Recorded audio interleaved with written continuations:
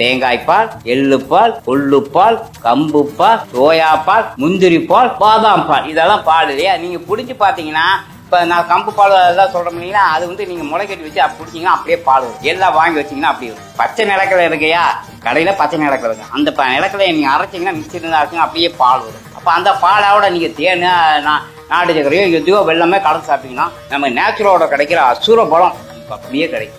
முந்திரி பாலா சாப்பிட்றதோட நான் மளிகை கடையில் தான் வேணும். முந்திரியை வந்து அப்படியே சாப்பிட்டு அப்படியே அதோட நாட்டு சக்கரை கலந்து சாப்பிட்டோம்னா அப்படியே பலம் அவ்வளோ அதிகரிக்கும். சரிங்க, இப்ப இதுல வந்து வீட்லயே செஞ்சுக்க முடியும். இந்த ஒரு 2 உதாரணம் சொல்லி இது எப்படி செய்யலாம், இது செஞ்சா என்ன பலன் அப்படின்றது. தேங்காயை சாப்பிட்டீங்கன்னா நரம்பு பலமாகும். அது நீங்க தேங்காயை 10 ரூபாய்க்கோ 5 ரூபாய்க்கோ வாங்குறீங்க, அரைக்க மிக்சி அருவாமனையில அறியறீங்க, மிக்சியில போட்டு அரைச்சிங்கன்னா அப்படியே புளிஞ்சிங்கன்னா பால் வரும். அந்த தேங்காய் பாலை நீங்க தேங்காய் தயிரா கூட யூஸ் பண்ணலாம், கெடுதல் கிடையாது. எப்படின்னா அது எலுமிச்சப்பழம் 2 சொட்டு விட்டுட்டீங்க, தயிரா மாறிடும். அப்ப நீங்க தயிர் மோர் சேர்த்துக்க வேண்டாம்னு சொல்லி பால் தயிர் மோர் நீங்க இது மாதிரி தாவரங்களுக்கு மாறிட்டீங்கன்னா சைடு எஃபெக்டே கிடையாது.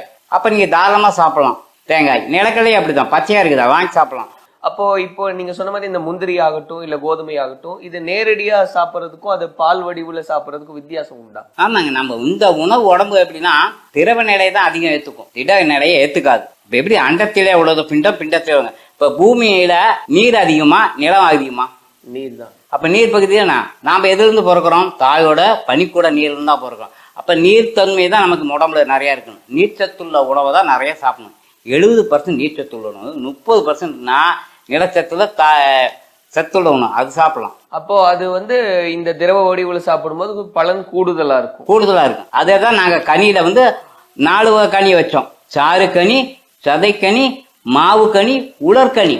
அப்ப இந்த 4 கனியில் நீங்க எதை முதல்ல சாப்பிடணும்? சாறு கனி தான் சாப்பிடணும். அப்ப இந்த நீர்க்கனி சாப்பிட உயிருள்ள உணவு, அது அல்கலைன் ஃபுட்டு. அப்ப அந்த உணவை நீங்க சாப்பிட பாத்தீங்கன்னா உங்க உடம்புல வந்து சக்திகளே அழியாது, அது உயிருள்ள உணவு. இப்படிதான் எவ்வளவுதான் இந்த உணவு சாப்பிட்டாலும் அது வந்து உயிரற்ற உணவு தான். பாதி சத்துக்கள் கிடைக்கும், பாதி சத்துக்கள் கிடைக்காது.